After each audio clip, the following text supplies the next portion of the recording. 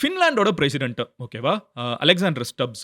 அவர் என்ன சொல்றாருன்னு பார்த்தீங்கன்னா, ஒரு பாட்காஸ்ட்ல இருக்கிறப்ப, அங்க பாட்காஸ்ட்ல ஒரு கேள்வி கேட்கப்படுது. "ஏங்க இந்த போர் வந்து கன்டினியூஸா போய்க்கிட்டே இருக்குது. சீக்கிரமா முடியும்னு தான் எல்லாரும் நெனச்சோம். பட் இது மாரி இழுத்துக்கிட்டே போயிட்டு இருக்குது. இதுல நெறைய பேர் பாதிக்கப்பட்டுட்டு இருக்காங்க. இப்போ இந்த நேரத்துல யாரு நெனச்சா இந்த போர நிறுத்த முடியும்? எப்படி தான் இந்த போர நிறுத்த முடியுங்கிற மாதிரி ஒரு கொஸ்டின் வருது. அதுக்கு அலெக்சாண்டர் ஸ்டப்ஸ் என்ன சொல்றாருன்னு பார்த்தீங்கன்னா, ஒரு கண்ட்ரி நெனச்சா முடியும். இந்த உலகத்துல இருக்கக்கூடிய எல்லா கண்ட்ரீஸும் ஏதோ ஒரு விதத்துல ஒரு சைடு எடுத்துட்டாங்க.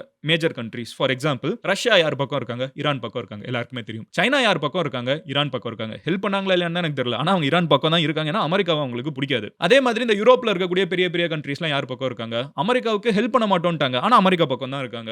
அமெரிக்கா, இஸ்ரேல் எல்லாம் ஒரு சைடு தான் இருக்குது. சோ இந்த வேர்ல்டுல இருக்கக்கூடிய மேஜர் எக்கானமிஸ்ன்னு நம்ம பார்க்கிறப்போ, அவங்க தெளிவா வந்து சும்மா ஒரு எக்ஸாம்பிள் சொல்றேனே. இப்போ நான் பேர இவ்வளவு நேரம் சொல்லல. ஆனா ஒரு ரேண்டமா ஒரு நேம் சொல்றேன். யுனைட்டட் கிங்டம் யாருக்கு சப்போர்ட் பண்ணுவாங்கன்னு நினைக்கிறீங்க இந்த சிச்சுவேஷன்ல?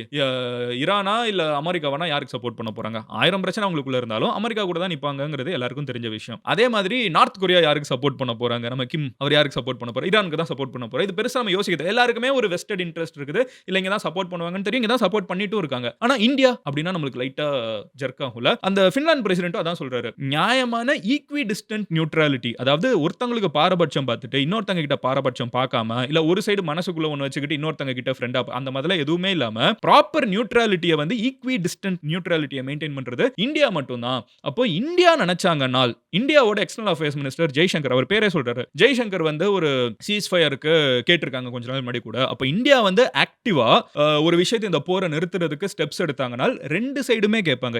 ஈரானும் இந்தியாவை ரெஸ்பெக்ட் பண்ணும். இஸ்ரேலும் இந்தியாவை ரெஸ்பெக்ட் பண்ணும். ரெண்டு கண்ட்ரீஸும் ரெஸ்பெக்ட் பண்றப்ப யுஎஸ்க்கும் there is so much US can lose இந்தியாவோட மேபி பிரச்சனை பண்ணா. சோ இவங்க எல்லாருமே ஒரு ஆள் சொன்னா கேட்பாங்கன்னா அது இந்தியா தான். அப்ப இந்தியா வந்து நினைச்சா இந்த போரை நிறுத்த முடியும். அட்லீஸ்ட் அதுக்கான எஃபர்ட் போட முடியும். நான் நினைக்கிறேன் மேபி ஐ வண்டர் அப்படிங்கறாங்க. நினைச்சா இந்த போரை நிறுத்த முடியும்னு நான் நினைக்கிறேன் அப்படின்னு சொல்லி அவர் முடிக்கிறாரு. which is a huge recognition. அது வந்து இந்தியான்னு நம்ம சொல்றப்ப not just the government. நம்ம வந்து காஷ்மீர்ல இருந்து கன்னியாகுமரி வரைக்கும் நம்ம எல்லாருமே யோசிக்கிறது ஒரு தாட் தானே. இந்த போர் தேவையில்லாத விஷயம். இந்த போர்ல எந்த போருமே தேவையில்லாத விஷயம். அதை நிறுத்தணும் அப்படின்னு சொல்றது மட்டும் இல்லாம சொல்றதுக்கான ஒரு பெரிய பவரா இன்னைக்கு இவ்வளவு பெரிய ஜனத்தொகை ஹியூமன் ரிசோர்ஸஸும் நம்மளுக்கு வந்து ஃபியூச்சர் யங்ஸ்டர்ஸ் ரிசோர்ஸும் இருக்கிறப்போ இவங்க சொன்னா எல்லாரும் கேட்பாங்கங்கிற ஒரு நம்பிக்கையில வந்து பின்லாந்து பிரசிடென்ட் அவர் ஒரு பாட்காஸ்ட்ல பேசுறப்போ அது சொல்றாருன்னா அது எவ்வளவு பெரிய ரெகக்னிஷன் பாருங்க. இந்த ரெண்டு முக்கியமான விஷயம் நான் கவர் பண்ணணும்னு நினைச்சேன். பட் அதை தாண்டி இன்னைக்கு மிடில் ஈஸ்ட்ல என்ன நடந்துட்டு இருக்குன்னு நிறைய பேர் கியூரியஸா கேட்டுட்டு இருப்பீங்க. போர் பெருசாயிட்டே போயிட்டு இருக்குது. இன்னொரு ஈரானோட முக்கியமான அபிஷியல் ஹெட் ஆஃப் இன்டெலிஜென்ஸ் அப்படிங்கறாங்க. நேத்திக்கு நம்ம வந்து ஒரு நியூஸ் பார்த்தோம். அவங்க நாட்டோட நம்பர் 2 அவரை வந்து இஸ்ரேல் வந்து நாங்க நடத்தின தாக்குதலை இறந்துட்டாருன்னு சொன்னாங்க. இப்போ மறுபடி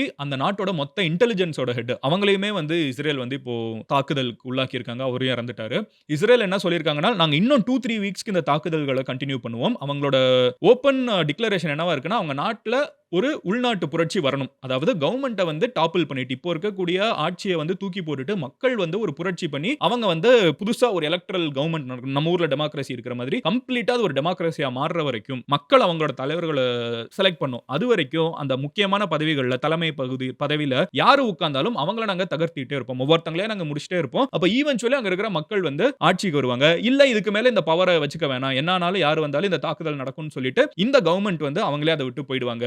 அங்க ஆட்சி மாற்றம் மட்டும் தான் எங்களோட ஒரே கோல். இந்த ஆட்சி மறுபடியும் வந்தாங்கன்னா அது இஸ்ரேலுக்கு பிரச்சனை, அமெரிக்காவுக்கு பிரச்சனை. அவங்க அணு ஆயுதங்களை உருவாக்கிடுவாங்க. அதனால எங்களோட ஒரே கோல் என்னன்னு பாத்தீங்கன்னா அங்க யாருமே பவர்ல இருக்க கூடாது. இந்த கரண்ட் ரெஜிம்ல இருக்கிறவங்க புதுசா மக்கள் புரட்சி பண்ணி ஆட்சிக்கு வரணும்னா நாங்க இன்னும் 3-4 வாரத்துக்கு கண்டினியூஸா தாக்குதல் நடத்திட்டு இருந்தோம்னா அதுக்கு மேல அங்க யாரும் இருக்க மாட்டாங்கங்கிற மாதிரி சொல்றாங்க. அதாவது இப்போ இருக்கிற ஆட்சியில முக்கியமான தலைவர்கள்னு இருப்பாங்கல்ல அந்த பவரை ஹோல்ட் பண்ணுவாங்க அந்த டெசிஷன் மேக்கர்ஸ் அவங்க எல்லாருமே இறந்துருவாங்க. அப்போ அதை நோக்கி போறப்போ ஈவென்ச்சுவலி இந்த மொத்த போருமே முடிவுக்கு வந்துரும். மக்கள் வந்து ஒரு பாயிண்ட்டுக்கு மேல இவங்க எல்லாம் இறந்துட்டே இருக்காங்க. இவங்க ஒழுங்கா நாட்டை கைட் பண்ணலன்னு நினைச்சிட்டு ஆட்சியை பிடிச்சிருவாங்கன்னு இஸ்ரேலோட நம்பிக்கையா இருக்குது. பட் பிராக்மெட்டிக்கா நம்ம ஈரானோட வரலாறு எடுத்து பார்த்தோம்னா ஈரானோட கரண்ட் ஸ்ட்ரக்சரை பார்த்தோம்னா அவங்க ரொம்ப லேயர்டா இருக்காங்க. ஃபார் எக்ஸாம்பிள் அது வந்து நீங்க எந்த கண்ட்ரினாலும் எடுத்துக்கோங்களேன். ஃபார் எக்ஸாம்பிள் வெனிசுலால அவங்க தலைவரை மட்டும் தூக்கிட்டு வந்துட்டு மீதி இருக்கிறவங்க எல்லாம் ஆட்சியை ரன் பண்ணுங்க. இனிமே எங்க கண்ட்ரோல் அப்படி இப்படிலாம் பேசினாலும் வெனிசுலா ஒரு தனி நாடா தான் இருக்குது. அது வந்து அமெரிக்காவோட கண்ட்ரோலுக்கு போகல. அவர் அப்படி ஒரு பிம்பத்தை வேணா கிரியேட் பண்ணிக்கலாம். எந்த கண்ட்ரியுமே நீங்க தலையை மட்டும் முடிச்சீங்கன்னா அது அவ்வளவுதான் அந்த கண்ட்ரியே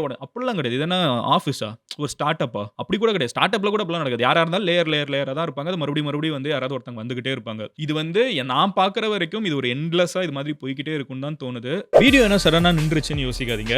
இதுவும் நம்ம சேனல் தான். பட் இது மதன் கௌரி கிளிப்ஸ். ஒரு பெரிய வீடியோவோட முக்கியமான போர்ஷன்ஸை மட்டும் கட் பண்ணி போஸ்ட் பண்ற சேனல். நீங்க ஃபுல் வீடியோவை பார்க்கணும்னு நினைச்சீங்கன்னா இங்க இருக்கிற கார்டை கிளிக் பண்ணலாம். ஆர் கீழே இருக்கக்கூடிய கமெண்ட் செக்ஷன்ல லிங்க்கும் இருக்கும், டிஸ்கிரிப்ஷன்லயும் லிங்க் இருக்கும். அதையும் கிளிக் பண்ணி மெயின் சேனல்ல ஃபுல் வீடியோ பார்க்கலாம்.